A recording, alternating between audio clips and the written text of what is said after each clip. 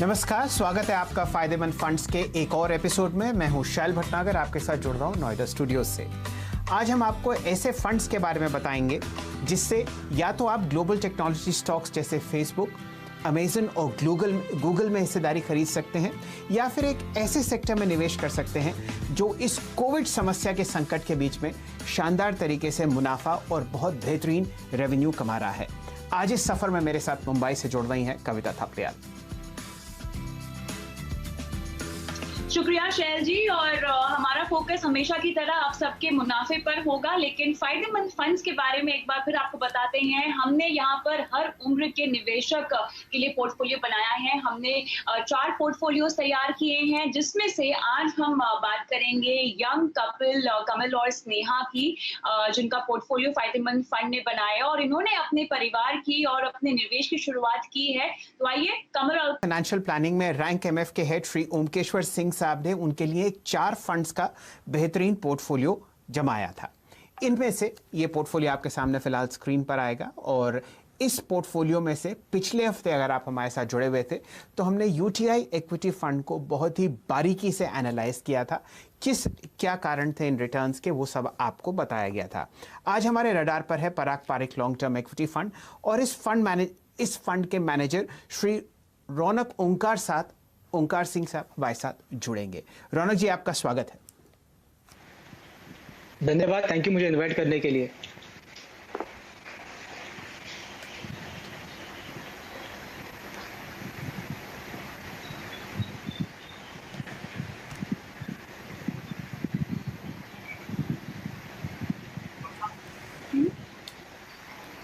चलिए इस चर्चा को साथ बढ़ाते हैं। ओंकार जी, आपका स्वागत है। आपके साथ एक बहुत बेहतरीन फंड जुड़ा हुआ है, Parag Parikh long term equity fund. इसकी जो डिटेल्स हैं वो स्क्रीन पर हमारे सामने आती ही रहेंगी। आप पिछले 7 साल से इस फंड से जुड़े हुए हैं और पिछले 11 साल से कार्यरत हैं Parag Pareek financial advisory services में। चलिए आपके फंड को ज़रा बारीकी से देखते हैं। इस 7 साल पुराने फंड में लगभग 3,182 करोड़ का एसेट अंडर मैनेजमेंट है, और यहाँ पर आपने बहुत ही बेहतरीन तरीके से ज़बरदस्त रिटर्न कमाए हैं। 7 साल हो, 5 हो, 3 हो, 1 साल हो, छोटा दायरा जो भी हो, उसमें आपने बहुत बेहतरीन रिटर्न कमाया है, और हर वक्त आपका फंड अव्वल नंबर पर खड़ा हुआ है। इसके पीछे ओवरसीज डाइवर्सिफिकेशन है। अगर आप पहले 5 स्टॉक्स देखें तो उनमें से 3 आपको ग्लोबल टेक्नोलॉजी कंपनीज दिखेंगी, फेसबुक, गूगल और अमेजन। तो एक बार बताइए ओंकार जी, किस हिसाब से आपने इस डाइवर्सिफिकेशन को सोचा और इसका आपको क्या लाभ हुआ? थैंक यू शैल जी। तो ये जो पोर्टफोलियो जो कंस्ट्रक्ट किया हुआ है, इसमें 65% एलोकेशन है वो डोमेस्टिक मतलब इंडियन लिस्टेड कंपनीज पे है, और सेबी के रेगुलेशंस के हिसाब से 35% मैक्सिमम एलोकेशन हम कर सकते हैं इंटरनेशनल मतलब इंडिया के बाहर के कंपनीज में। सो इसका कारण एक ही है कि जब हम इंडिया में रहते हैं, हमारी जो यूसेज में हर दिन चीज़ें आती हैं, उसमें से कितनी सारी चीज़ें इंटरनेशनल कंपनीज बनाती है, जिसके लिए इंडिया में कोई लिस्टेड कंपनीज में कॉम्पिटिटर नहीं है, या फिर कोई मैन्युफैक्चरर नहीं है, या सर्विस प्रोवाइडर नहीं है। सो ये चीज़ें हम जो यूज़ करते हैं डेली, उन चीज़ों का अगर एज अ शेयर होल्डर हमें फ़ायदा उठाना हो तो हम क्या कर सकते हैं। सो उसी के कारण हम इंटरनेशनल कंपनीज में इन्वेस्ट करते हैं, जिन कंपनीज की प्रोडक्ट्स हम एक्चुअली यूज़ करते हैं।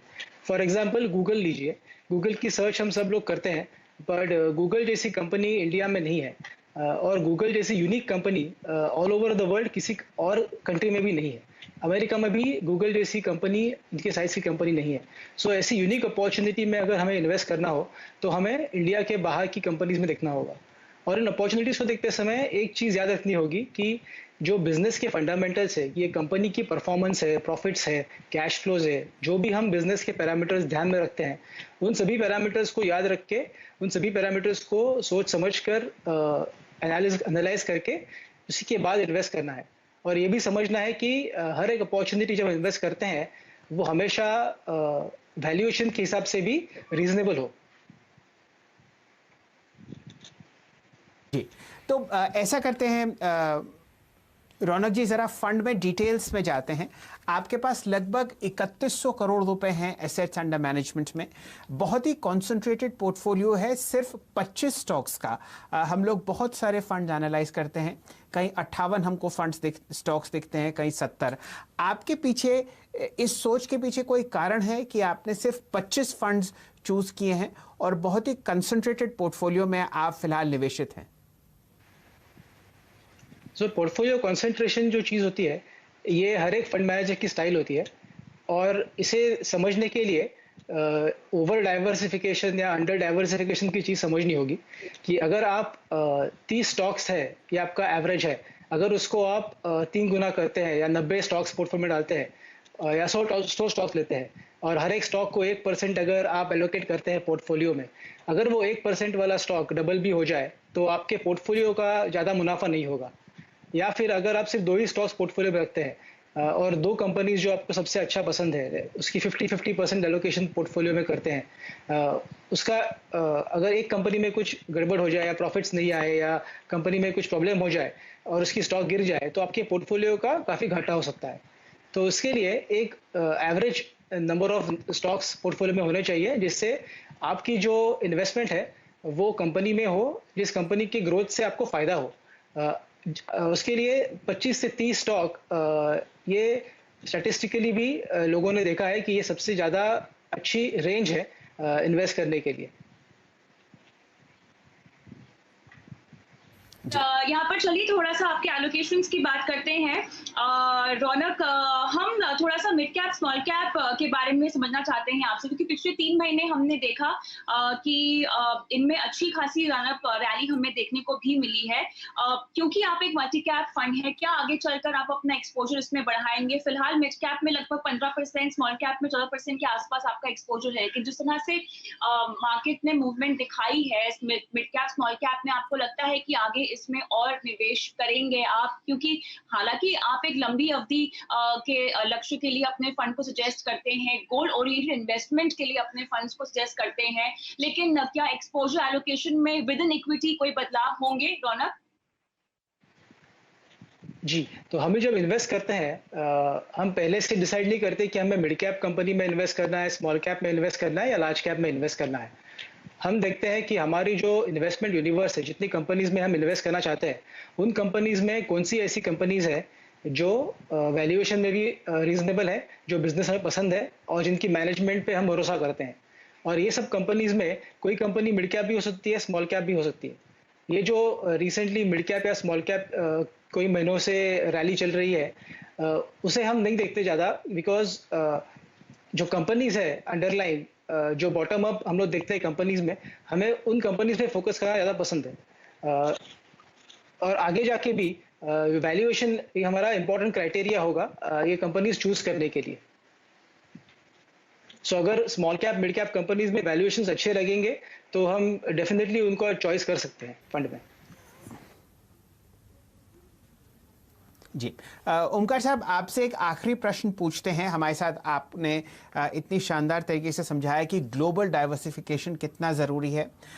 ये बताइए, यूएस मार्केट्स में जैसे आप इन्वेस्ट करते हैं, लगभग आपका जो पहले 10 स्टॉक्स हैं उसमें आपने लगभग 25% से ज़्यादा, माफ़ कीजिए 34% से ज़्यादा पैसा लगा रखा है। ये बताइए, वहाँ पे क्या अलग तरीके की आपको रिसर्च करनी पड़ती है ताकि आप फेसबुक, गूगल या अमेजन जैसी कंपनीज को अलग तरीके से समझें? वहाँ पर आपको क्या परेशानियां देखने को मिलती हैं? जी, जैसे मैंने पहले कहा था कि कोई कंपनीज काफ़ी यूनिक होती है, तो उनके कंपैरिजन के लिए ज़्यादा बिजनेस मॉडल्स होते नहीं है। तो उन्हें स्टडी करने के लिए जिस इंडस्ट्री के वो पार्ट है वो इंडस्ट्री स्टडी करनी पड़ती है। सो लोगों को लगता है कि गूगल एक टेक्नोलॉजी कंपनी है, पर एक्चुअली गूगल एक एडवर्टाइजिंग कंपनी है जो डिजिटल एडवर्टाइजिंग सेल करती है। सो कोई एडवर्टाइजर हो, जिसे टीवी पे ऐड करना हो तो वो टीवी चैनल के पास जाएंगे, अगर किसी को ऑनलाइन एडवर्टाइज करना हो तो वो गूगल जैसी कंपनी के पास जाएंगे, फेसबुक जैसी कंपनी के पास जाएंगे। तो ये इंडस्ट्री के ट्रेंड्स है वो समझना काफ़ी इंपॉर्टेंट है। और अगर ये इंडस्ट्री ग्रोइंग इंडस्ट्री है तो इस इंडस्ट्री में कौन से ऐसे स्टॉक्स है, कौन से ऐसे बिजनेसेस है जिनमें प्रॉफिट ग्रो हो रहा है, सेल्स ग्रो हो रहा है, और इन बिजनेसेस का आगे भी रनवे अच्छा है कि वो ग्रो कर सकते हैं आगे। सो ये स्टडी करना पहले इंपॉर्टेंट है। सो अपॉर्चुनिटी यूनिक होना ज़रूरी होता है, पर वो लिमिटेड कंडीशन नहीं है। उसके आगे भी देखना पड़ता है कि ये कंपनी अच्छी है कि नहीं। उसके बाद जैसे लोग बोलते हैं कि मैनेजमेंट से मिलना ज़रूरी है, ये सारी कंपनीज काफ़ी बड़ी है और इनका ग्लोबल बिजनेस है। सो यहाँ पे मैनेजमेंट से मिलके ज़्यादा फर्क नहीं पड़ता, बल्कि इंडस्ट्री की ट्रेंड समझना ज़्यादा ज़रूरी है। और तीसरी चीज़, ये बिजनेसेस सिर्फ अमेरिका में नहीं काम करते। ये बिजनेसेस का सेल्स यूरोप में होता है, साउथ अमेरिका, हर एक कॉन्टिनेंट में उनका सेल होता है, इंडिया में भी होता है, चाइना में भी होता है कई कंपनीज का। सो ये भी समझना होगा कि कौन से मार्केट में ये कंपनीज अपने सेल कर रही है, और ये सब आप स्टडी कर सकते हैं। और उसके बाद जो आपके पैरामीटर्स हैं उसमें ये कंपनी फिट होती है, तो डेफिनेटली ये कंपनी को पोर्टफोलियो में इंक्लूड कर सकते हैं। रौनक, यहाँ पर आखिरी सवाल मुझे पूछना है, आपकी करंट कैश होल्डिंग्स पर करंट कंडीशंस को देखते हुए उसका कितना इम्पैक्ट आपको पड़ा है देश में और ग्लोबली भी? सो हमारी करंट कैश पोजीशन 3% के आसपास है। जब ये कोविड की मार्केट में मार्केट जब क्रैश हो रहा था मार्च मंथ में, उसके पहले हमारे पास लगभग 11% कैश था। और ये जब मार्केट में अपॉर्चुनिटी मिली थी कि सारे कंपनीज के स्टॉक्स नीचे गिर रहे थे, तो काफ़ी अच्छी अपॉर्चुनिटी मिली जहाँ पे हमारे एग्जिस्टिंग पोर्टफोलियो कंपनीज, जिसमें हमें लगा कि ये कंपनी सर्वाइव होंगे, जिनकी लॉन्ग टर्म ग्रोथ टिकी रहेगी, इन कंपनीज में हम लोगों ने कैश डिप्लॉय किया। और जिन नई कंपनीज में जो हमें लगा कि ये कंपनीज हमें अच्छी लग रही थी, बट मार्केट में उनकी वैल्यूएशन काफ़ी एक्सपेंसिव थी, तो ये कंपनीज भी थोड़ी रीजनेबली वैल्यू हो रही थी, तो उन्हें भी हम पोर्टफोलियो में ऐड कर सकते थे। सो ऐसे करके 11% से अबाउट 3% तक हमारे पोर्टफोलियो में कैश अभी पेंडिंग है। अच्छा, ठीक है। चलिए ओमकार साहब, आप हमारे साथ जुड़े रहिए। बस मैं ये बताना चाह रहा था अपने दर्शकों को कि अगर आपको लोकल पैसा लगाना है रुपया में, और अगर आपको ग्लोबल स्टॉक्स खरीदने हैं, तो Parag Parikh long term equity fund से बेहतरीन कोई भी स्कीम आपको फिलहाल बाजार में नहीं मिलेगी। पिछले 7 साल में हर साल इस फंड ने लगभग 15.8% रिटर्न दिया है और अपने पीयर ग्रुप में सबसे बेहतरीन परफॉर्मर रहा है। ओमकार साहब, आप हमारे साथ जुड़े रहिए। हमारे अगले मेहमान हैं श्री शैलेश राज भान साहब। आप पिछले 10 साल से निपन लाइफ का फार्मा फंड चला रहे हैं। हमारे देश का सबसे बड़ा फार्मा फंड है, जहां पर लगभग 3000 करोड़ का एसेट अंडर मैनेजमेंट है, और ये सन 2004 जून में लॉन्च हुआ था। हर साल इस फंड ने आपको शानदार 20% कंपाउंडेड एनुअल ग्रोथ रेट दिया है, और पिछले मार्च से, यानी कि मार्च 2020 से जो शानदार आप रैली देख रहे हैं बाजार में फार्मा स्टॉक्स में, उस रैली का एक बखूबी फायदा इस फंड ने उठाया है। चर्चा होगी निपन इंडिया फार्मा फंड की, और सबसे पहला प्रश्न लेंगी कविता जी।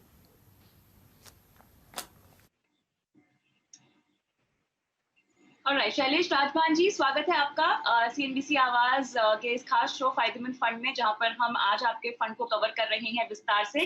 सबसे पहला सवाल तो मुझे आपसे बस यही पूछना है कि क्योंकि इतना कॉन्सेंट्रेटेड पोर्टफोलियो है और लगभग 18 स्टॉक्स हैं, तो ऐसे में स्ट्रैटेजी किस तरह से आप अपनी बनाते हैं? क्योंकि फार्मा फंड यूजुअली, या फार्मा फंड ही नहीं, कोई भी सेक्टोरल फंड कहें, कोई भी थीमेटिक फंड कहें, उससे अपने निवेश की शुरुआत आपको नहीं करनी चाहिए। ऐसे फाइनेंशियल प्लानर्स अमूमन जो है सलाह देते हैं अपने इन्वेस्टर्स को। लेकिन अगर मुझे फार्मा अगर पसंद है, तो ऐसे में आपके फंड को पोर्टफोलियो में अगर हम शामिल करना चाहें, आपकी स्ट्रैटेजी क्या होगी इतने लिमिटेड स्टॉक पिक में? Thank you very much. ये बहुत बड़ा इंटरेस्टिंग सेक्टर है फार्मा इंडिया में। अगर आप देखेंगे इस सेक्टर की अपॉर्चुनिटी, अपना size of population, size of adult population who actually जो मेडिसिन यूज करते हैं, उनका size is very very large. So opportunity wise ये सेक्टर किसी और सेक्टर से कम नहीं है। दूसरी चीज अगर आप देखेंगे तो ग्लोबली ऑल्सो, अगर आप बाहर भी देखेंगे, बाहर के मार्केट्स भी देखेंगे, तो इंडियन कंपनीज का डोमिनेंस और उनका जो मैन्युफैक्चरिंग कैपेबिलिटी है इतना स्ट्रांग है कि वो सब मार्केट में भी ये लोग काफी ज्यादा प्रेजेंस ला चुके हैं। सो ये सेक्टर इज रिलेटिवली आप देखेंगे तो सेक्टर में रिस्क, बिकॉज ये सेक्युलर सेक्टर है, लॉन्ग टर्म ग्रोथ पॉसिबिलिटी है, ये सेक्टर में विद इन सेक्टर फंड्स ये लेस वॉलेटाइल रहता है। दूसरी तरह से अगर आप देखेंगे सेक्टर में डोमेस्टिक अपॉर्चुनिटी भी जो है, जो कि क्रॉनिक डिसीजेस है इंडिया में, डायबिटीज, कार्डियक, थायराइड और ये सब डिसीजेस के लिए जो सॉल्यूशंस है, ये सब लंबे पीरियड के लिए लोग यूज करते हैं, तो कंटिन्यूटी बहुत रहती है बिजनेसेस में। एंड ये बिजनेसेस का अर्निंग ग्रोथ पोटेंशियल जनरली अच्छा रहता है। सो सेक्टर फंड की अपॉर्चुनिटी जो है वो आपको as a small part of your portfolio आपको खेलना चाहिए, और मेन कोर इन्वेस्टिंग आप डाइवर्सिफाइड फंड्स में कीजिए, बट सेक्टर फंड्स सर्टनली आपके पोर्टफोलियो में टॉपअप का रोल प्ले कर सकते हैं। जी भान साहब, आप पिछले 19 वर्ष से इस काम में लगे हुए हैं और पिछले एक डेकेड से निपन इंडिया फार्मा फंड के साथ जुड़े हुए हैं। मैं ये जानना चाह रहा था, सन 2004 में ये फंड लॉन्च हुआ, और अगर मैं आपको रिटर्न्स के बारे में बताऊं तो वो शानदार हैं। सिर्फ और सिर्फ अगर आप 1,000 रुपये का SIP हर महीने जुलाई 2004 से करते तो आप लगभग 1,93,000 रुपये इन्वेस्ट करते, और वो अमाउंट अब बढ़कर 9,53,560 रुपये होती। यानी कि पिछले 16 साल में आपका पैसा 5 गुना बढ़ता बिना कोई मेहनत करे। सिर्फ आपको 1,000 रुपये महीने का SIP करना था। तो ये तो कहानी है निपन फार्मा फंड की। सवालों का सिलसिला जारी है। भान साहब, आपसे ये प्रश्न पूछना था, ऐसा क्या है भारत देश में जो कि एक डेडिकेटेड फार्मा फंड की आवश्यकता है? हमारी कंपनीज बहुत बड़ी हैं और US और यूरोपियन मार्केट्स में खूब अच्छी तरीके से जेनेरिक मेडिसिन बेचती हैं। क्या आपको लगता है आगे आने वाले समय में ये बाजार और बड़ा होगा? ये सेक्टर में इंडिया का कॉम्पिटिटिव एडवांटेज है, जहाँ पे इंडिया को एक एज है कंपेयर टू दूसरे कंट्रीज से और दूसरे मैन्युफैक्चरिंग कंपेरेबल एशियन इकोनॉमी से। अगर आप देखेंगे US में जो जेनरिक मार्केट में 40% सेल्स जो होते हैं ओरल प्रोडक्ट्स के, टैबलेट्स एंड कैप्सूल्स के, इन द जेनरिक मार्केट, वहाँ के जो बेसिक मार्केट है उसमें इंडिया का मार्केट शेयर बहुत ज्यादा है। सो 40% मार्केट शेयर है, और इंजेक्टेबल जो होते हैं उसमें 20% मार्केट शेयर है। तो इतनी बड़ा डोमिनेंट सेक्टर है in terms of capability, and ये ट्रूली मेक इन इंडिया वाला जो इनिशिएटिव है, जो एफर्ट है, ये सेक्टर ऑलरेडी सक्सेस उसमें डेमोन्स्ट्रेट कर चुका है। सो ये एक बड़ा एडवांटेज है कि ग्लोबली कॉम्पिटिटिव सेक्टर है इंडिया से, एंड 10-15 साल से प्रूव कर चुका है कि स्केलेबल है, और पूरा इफेक्टिवली दुनिया के लिए India has become a pharmacy to the world बोलते हैं अभी। दूसरा बड़ा पॉसिबिलिटी सेक्टर में ये है कि अगर आप देखेंगे अभी भी इंडिया में बहुत अंडर पेनिट्रेशन है फार्मा सेक्टर में। अगर आप देखेंगे कि कंप्लायंस कितने लोग कितने पीरियड के लिए मेडिसिन लेते हैं, वो कंप्लायंस रेट भी बहुत कम है। डायग्नोस्टिक्स पिछले 8-10 साल से एक्सपैंड हो रहा है इंडिया में, एंड जिससे उनके अलावा people are able to take treatment after that. तीसरा ये है कि जो क्रॉनिक डिसीजेस इंडिया में है, जैसा मैंने बताया है आपको, ये क्रॉनिक डिसीजेस में लंबे पीरियड के लिए आपको जो लेना पड़ता है मेडिसिन, उसका जो कॉस्ट ऑफ ट्रीटमेंट इंडिया का है बहुत कम है, जिससे कि आज समझिए एक्स नंबर ऑफ पीपल ले रहे हैं, over a period of time आपको एज इनकम लेवल्स इंडिया में बढ़ेंगे, larger population will come and by. तीसरा, आप इंडिया का कंस्ट्रक्ट देखेंगे, इंडिया को लोग समझते हैं कि ये बहुत यंग कंट्री है। उस बात सही है कि 70 करोड़ लोग इंडिया में है जो 30 साल के नीचे है, बट आपको ये भी ध्यान रखना है कि 27 करोड़ लोग इंडिया में है जो 50 साल के ऊपर है, और 50 साल के ऊपर उम्र वाले लोग जो है उनका मेडिसिन रिक्वायरमेंट बहुत ज्यादा होता है compare to younger people. And ये 27 करोड़ लोग का जो पॉपुलेशन साइज है, और एवरी ईयर 1 करोड़ लोग से 80 लाख लोग से बढ़ता है, ये फार्मा कंपनीज के लिए उनको सॉल्यूशन प्रोवाइड करने के लिए बहुत बड़ा मार्केट है। आप ये तीनों फैक्टर अगर कंबाइन करेंगे, क्रॉनिक डिसीजेस इंडिया के, साइज ऑफ इंडिया पॉपुलेशन और लार्ज US मार्केट, अगर आप तीनों चीज कंबाइन करके देखेंगे तो इस सेक्टर का पोटेंशियल काफी सिग्निफिकेंट है। तो आपने जो बातें बताई है खासतौर से कि 27 करोड़ की जो आबादी है वो 50 साल के ऊपर है, तो ऐसे में क्लियरली अगर हम फार्मा सेक्टर की ग्रोथ देखें और हाल ही मौजूदा चाल भी अगर हम देखें तो अच्छा खासा रनअप भी हमें दिखाई दे रहा है। ऐसे में मौजूदा निवेशक जो होंगे इस फंड में, आप सजेस्ट करते हैं कि उन्हें अपना एलोकेशन बढ़ा देना चाहिए, क्योंकि इस तरह के फंड्स में तो जितना आप लंबा रहेंगे उतना अच्छा है, लेकिन मौजूदा स्थिति में अपनी एलोकेशन बढ़ाई जाए? पिछले 4 साल में ये सेक्टर उतना लाइमलाइट में नहीं था, उतना अच्छा परफॉर्मेंस नहीं था, एंड इसमें कोविड के बाद एक इम्प्रूवमेंट आया है पिछले 2 महीने में। अगर आप 5 साल के पीरियड में ये सेक्टर में थोड़ा स्लो डाउन आया था। अभी यहाँ से हमें लग रहा है कि ये सेक्टर के earnings over the next 4 to 5 years में काफी इंप्रूवमेंट आएगा, एंड ये आने का कारण ये है कि एक तो अर्निंग बेस लो हो चुका है, और अभी नए प्रोडक्ट अप्रूवल कंपनीज के आ रहे हैं, एंड जैसा मैंने बताया कि डोमेस्टिक बिजनेस का अपॉर्चुनिटी जो हर साल ग्रो होता है कंज्यूमर बिजनेस जैसे ही है। सो ये 3-4 फैक्टर अगर आप कंसिडर करेंगे तो सेक्टर का आउटलुक पॉजिटिव है। अगर आप एलोकेशन सेक्टर फंड को दे रहे हैं, स्पेशली सेक्टर जिसमें सेक्युलरिटी है, इन द सेंस लॉन्जिटिविटी है, जो लॉन्ग पीरियड ऑफ टाइम के लिए काम कर सकता है। फार्मा सेक्टर कंज्यूमर सेक्टर की तरह वेरी लॉन्ग पीरियड के लिए अट्रैक्टिव अपॉर्चुनिटी प्रेजेंट कर सकता है इन्वेस्टर्स के लिए। हेंस सेक्टर फंड का रेलेवेंस है फ्रॉम दैट एंगल, स्पेशली ये फार्मा इंडस्ट्री में। जी ठीक जी। भान साहब, आपने बहुत ही शानदार तरीके से समझाया कि किस हिसाब से भारत और विदेश दोनों ही फार्मा सेक्टर के इंडस्ट्री के हमारे बहुत बड़े ग्राहक हैं। लोग समझते थे कि हमारा देश सबसे यंगेस्ट देश है पूरी दुनिया में, लेकिन ये मुझे आज पता चला कि सेकंड ओल्डेस्ट देश भी हमारा ही है। लगभग 24 करोड़ ऐसे लोग हैं जो 50 साल के ऊपर हैं और उनका मेडिसिन का कंजम्पशन नॉर्मल व्यक्ति से 5 गुना ज़्यादा होता है। चलिए, तो भान साहब, आपका हमारे साथ जुड़ने के लिए बहुत बहुत शुक्रिया। रौनक ओमकार साहब भी हमारे साथ जुड़े हुए हैं, बहुत शानदार तरीके से वो मैनेज कर रहे हैं Parag Parikh long term equity fund, और भान साहब ने भी कमाल कर रखा है निपॉन इंडिया फार्मा फंड में।